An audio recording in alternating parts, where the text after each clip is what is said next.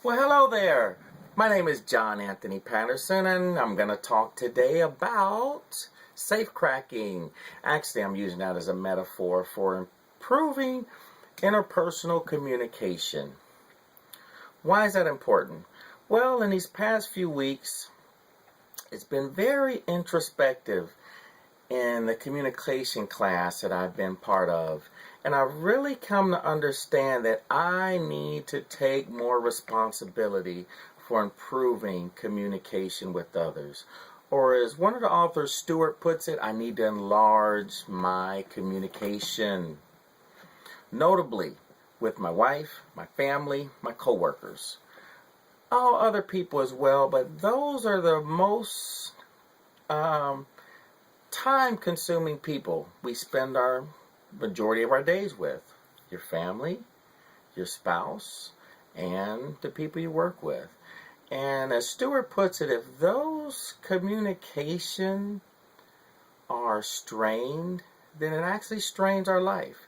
For the quality of our life is based on the quality of our communication, which I firmly agree with that. Some of the keys I realize personally I need to pay attention to. I have to be mindful of me. Not so much reflecting on what others should be doing, but me. And saying, God, who have you made me to be?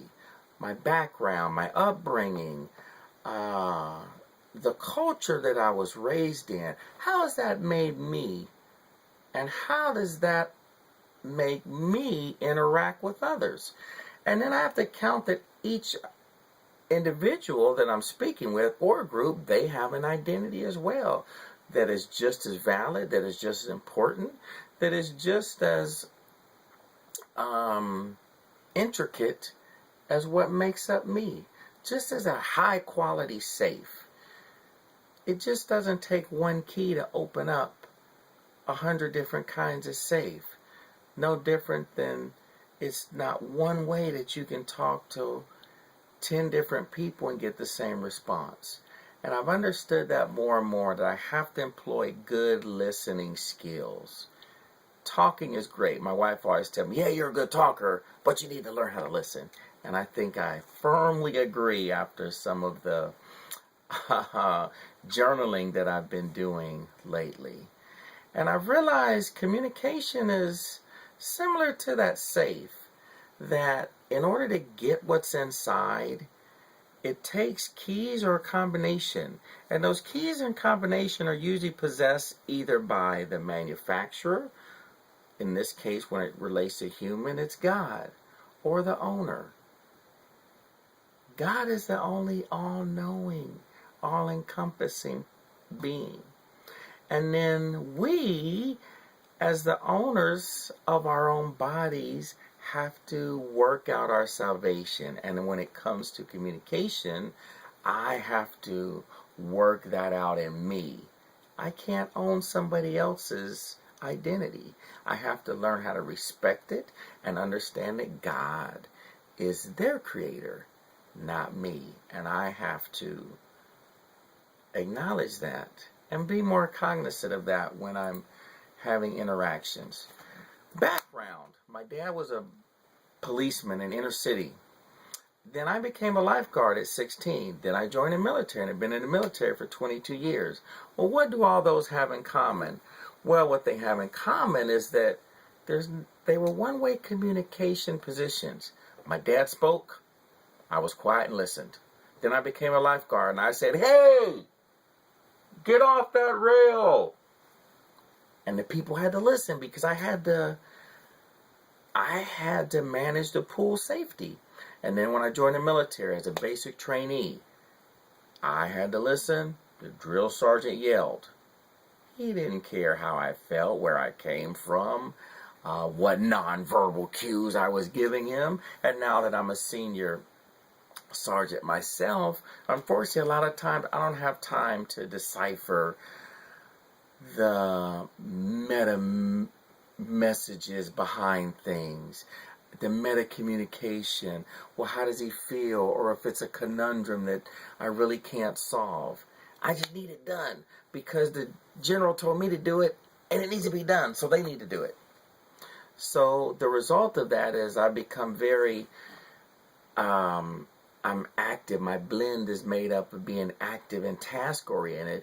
And there's some time where I'm passive, but it's still task oriented. So what's that mean? I know how to prioritize. I know how to get things done. I'm confident. I can work independently. I'm efficient. I'm calculating. I'm practical.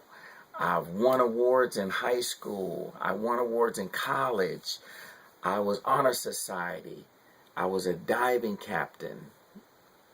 But what I wasn't is very relational or team oriented. So the negative side of that blend is that I'm kind of unsympathetic. And I'm not a very good listener. Yes, I'll listen, but a lot of times I'm listening to the point where I have an idea that can fix the problem. And like my wife says, hey, I don't need you to fix it. I just need you to listen. So I've had to understand that listening and being empathetic and just being there in her presence while she vents is important to her. It's helping to unlock the treasures in her safe. And I have to be aware of that. So what are some other barriers? I've learned in journaling these past couple weeks that I have to reflect what the other person is giving. Not just what their words are saying, but what's their body language saying? What are they not saying by their body language? What are they saying by their tone, by their eye contact, and not just waiting to project an answer or project a quick fix? And then I have to take in consideration the cultural identities. Am I stereotyping? Am I trying to make this key fit in a lock that it doesn't fit in? Am I trying to dial up a combination in a safe that it doesn't work in?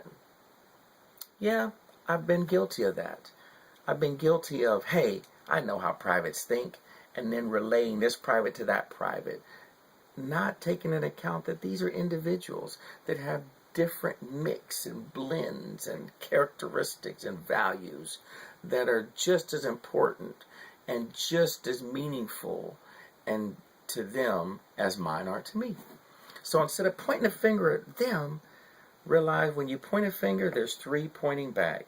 And instead of pointing a finger, make a fist. So then that way I have four pointing at me, and tuck that thumb in and remember that what are some of the things that are for me in this interaction that I can improve?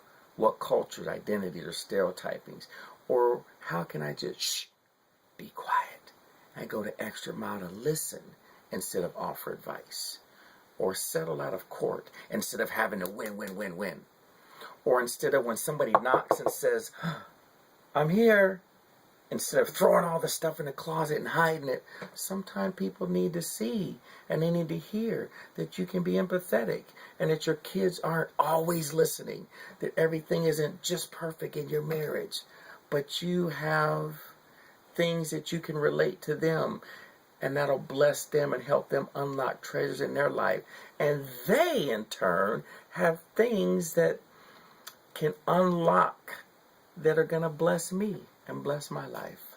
So, what's my action plan? Well, I need accountability. So my wife, I hear that's her calling now. So I gotta go share this with her. I'm gonna share my journal. We're gonna have quarterly check-ins.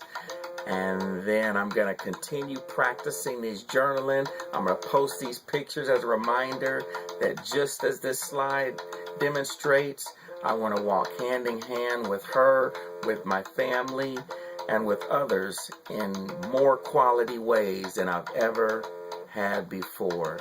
Okay, I gotta run. Bye-bye. It's been fun.